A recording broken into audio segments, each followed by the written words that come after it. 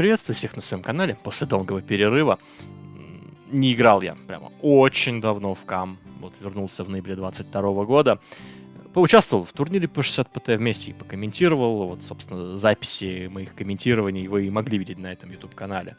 А вот каких-то полноценных видео не было здесь очень и очень давно. При этом, что идея сделать гайд на 35 ПТ, она не новая. При возвращении в 35 ПТ играли мы пару месяцев. Был удивлен очень, что людям понравился, и до сих пор хотелось с него играть, хотя много лет прошло. Поэтому снова присели, нашли немало новых вариантов, как можно сыграть. И, в общем-то, получим от этого огромное удовольствие. Одно дело, режим все-таки относительно непопулярен.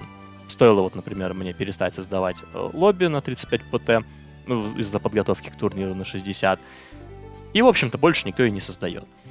Так что пора популяризировать режим, объяснять вообще, что это такое, как это родилось и, разумеется, как в это играть. Планируется серия гайдов. Конкретно этот ролик будет являться некоторым вступлением с общим описанием игрового режима, отличительными способностями, историей, как это вообще получилось, плюсами этой игры и минусами. Заранее просто скажу, что конкретно разбор стратегии и прочее ожидается в следующих роликах, но я постараюсь с ними сильно не тянуть. А конкретно в этом перед вами сейчас будет предыстория, теория, все вот в этом духе. А начнем мы довольно с большой предыстории, как вообще родилась мысль играть с таким перемирием. И поверьте мне, это действительно важно. С чего бы такого начать? Во многих стратегиях принято деление зданий и юнитов на тиры.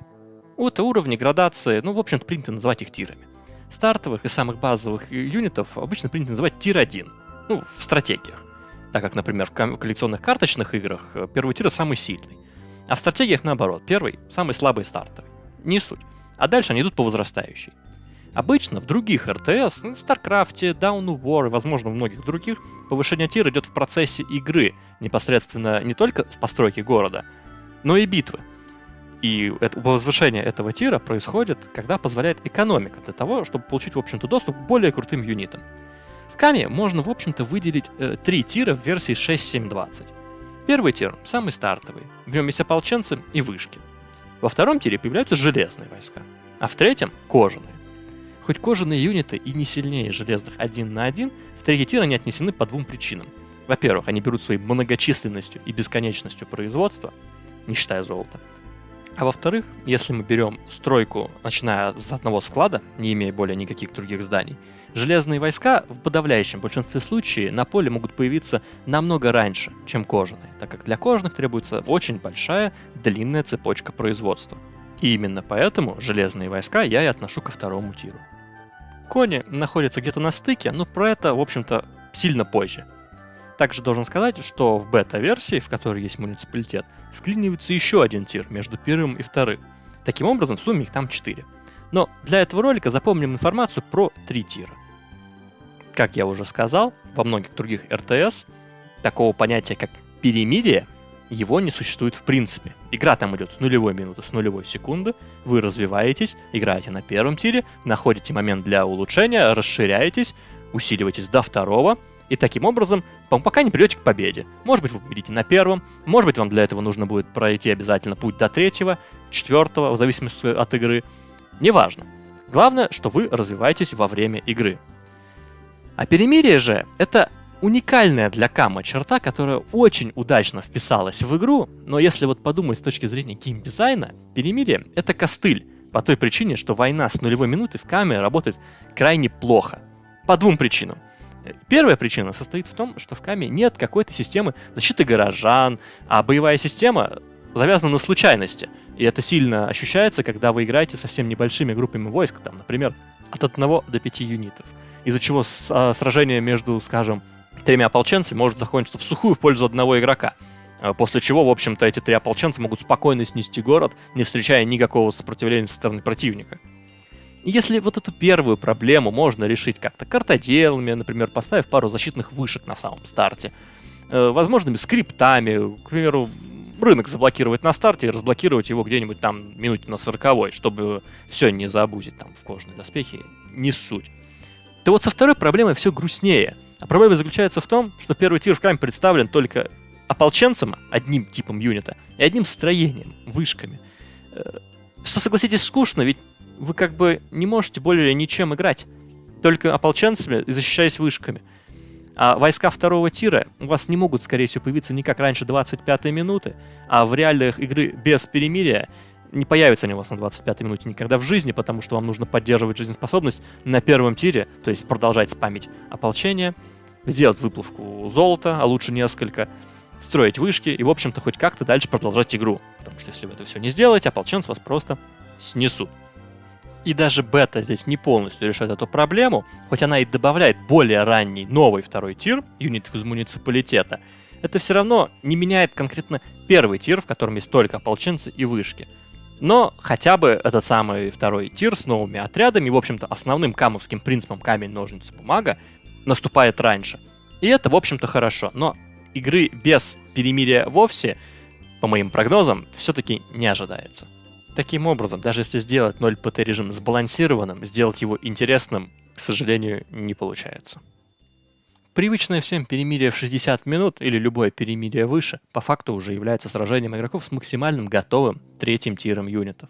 За это время можно успеть сделать юнитов всех мастей в достаточном количестве.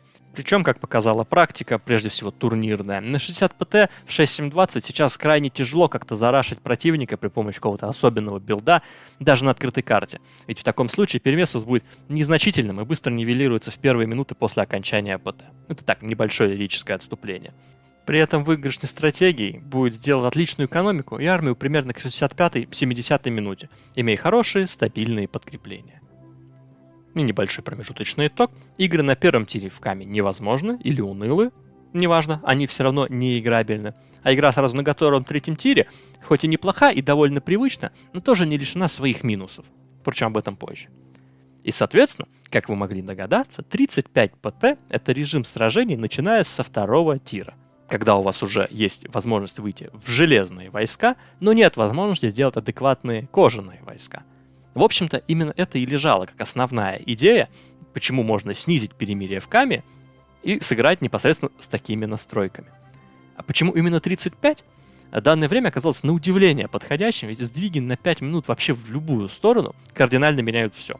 Если вы ставите ПТ-30, доминировать будет Ментараши, потому что сделать много железных юнитов на это перемирие крайне сложно.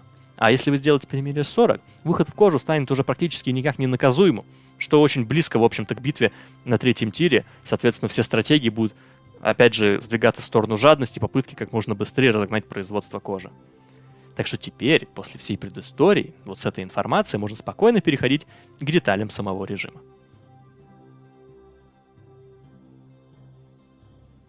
Если 35 ПТ представляет собой игру с тир 2 юнитами и зданиями, то что же там такого можно получить?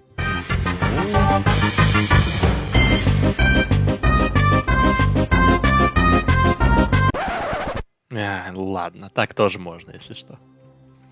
За 35 минут вполне можно выстроить всю ветку производства железных юнитов и в конце их иметь 10 штук и более, в зависимости от карты и локации. Вперемешку с ополчением, разумеется. Некоторые стратегии, как могли заметить, играются без ополчения вовсе. Как можно догадаться из всех суждений выше, в играх между равными недостаточно просто выставить экономику 35-й минуте, ведь вторым тиром потолок вашего развития не заканчивается. В среднем игры с 35 ПТ длятся в районе часа-час 10, поэтому ни в коем случае нельзя сидеть на месте. Ведь не менее важна как поддержка экономики в хорошем состоянии, чтобы иметь возможность выводить подкрепления из текущего тира, так и выходить непосредственно в следующие тиры и качественно переламывать и превосходить противника. Если игроки в лобби равны, игра едва ли закончится одной битвой сразу после конца ПТ, чем, к слову, решают очень многие игры с высоким перемирием, как 60, так и тем более 90.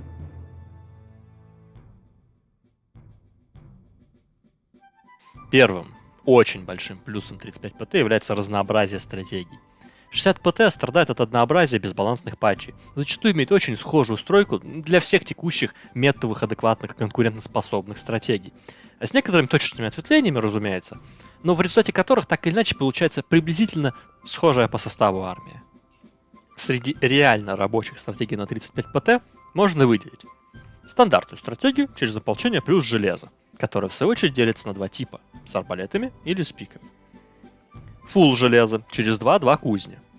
Не на каждой карте можно исполнить, но там, где можно, такая армия представляет собой серьезную мощь в узких проходах, И также причислены поддержки союзников в открытом поле. Ментораж. Несмотря на то, что стратегия на самом деле является чизовой, то есть контриться шарящими игроками, зачастую направлена на одну финальную атаку сразу после перемирия и не подразумевает какой-то дальнейшей игры, мне нравится ее существование в этом режиме, так как из-за него игра не может склониться прям сильно в сторону прям жадности, заставляя противника все-таки готовиться к битве непосредственно на перемирии. Кони страты во многих своих вариациях. Базовые все-таки это представляет собой рыцари плюс ополчение. Силу рыцаря нельзя недооценивать в руках грамотного игрока. Если в команде противника есть хотя бы один игрок на арбалетах, кони всегда будут представлять из себя опасность. Множество рыночных стратегий. Из самых выверенных могу выделить две. Первая — это обмен камня на кожаные доспехи, и тогда у вас получаются ополченцы с лучниками. А вторая — это вариант рыночной стратегии через фулл кузни 2 на 2, где вы обмениваете еду на железную руду, тем самым разгоняя свое железное производство с самого старта.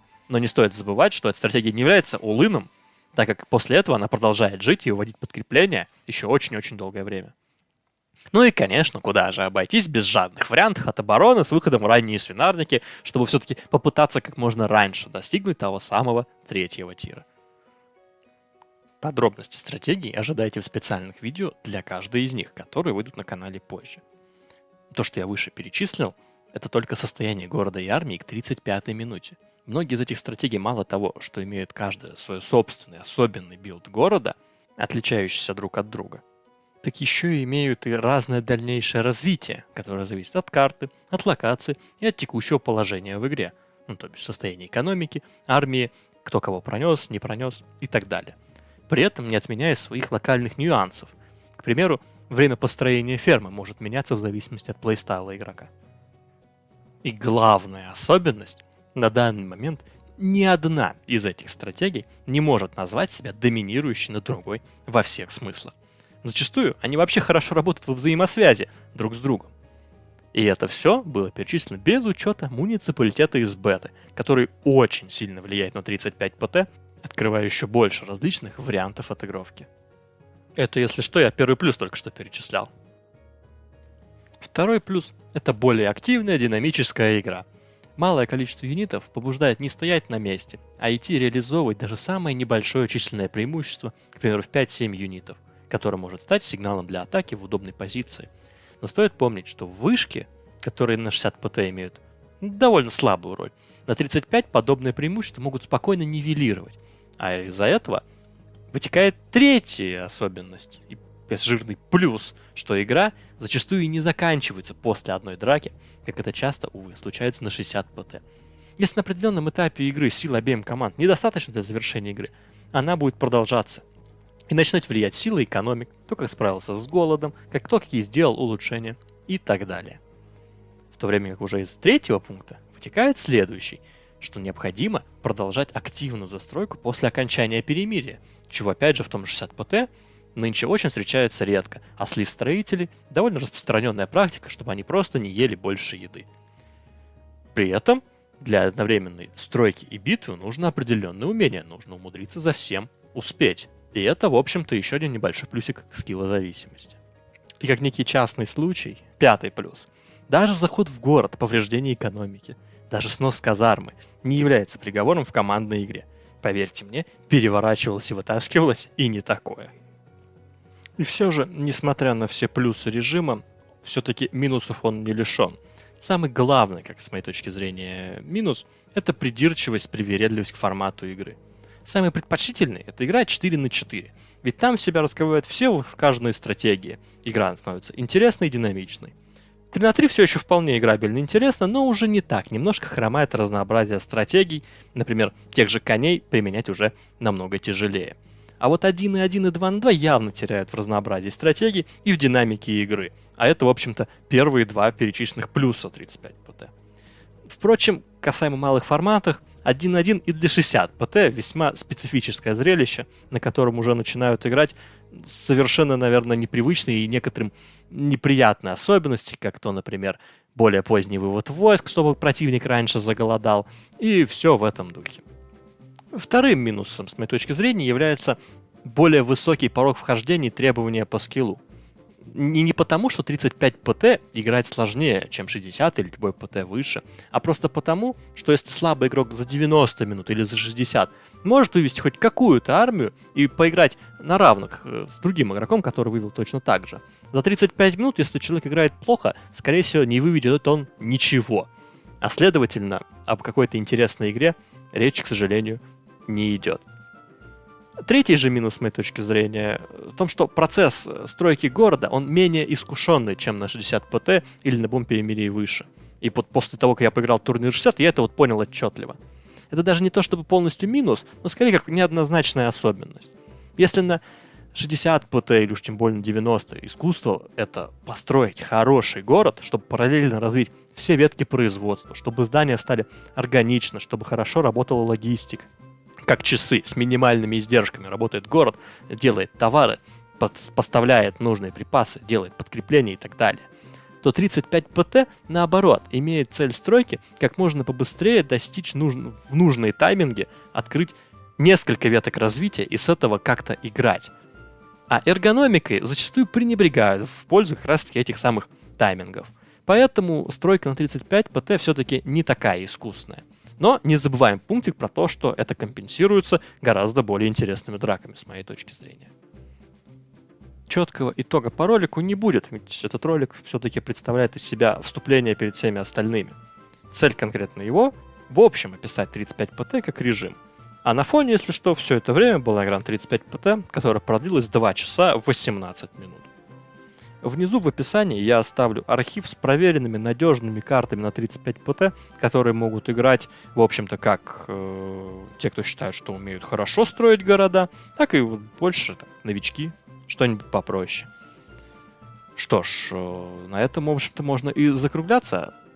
В следующем видео в рамках этого гайда выйдет непосредственно обзор с традиционной стройки через ополчение и либо арбалеты, либо пики, с максимально подробным разбором, что где когда применять и так далее. Я постараюсь с ним не затягивать, потому что все материалы готовы, надо это только хорошо скомпоновать и подать.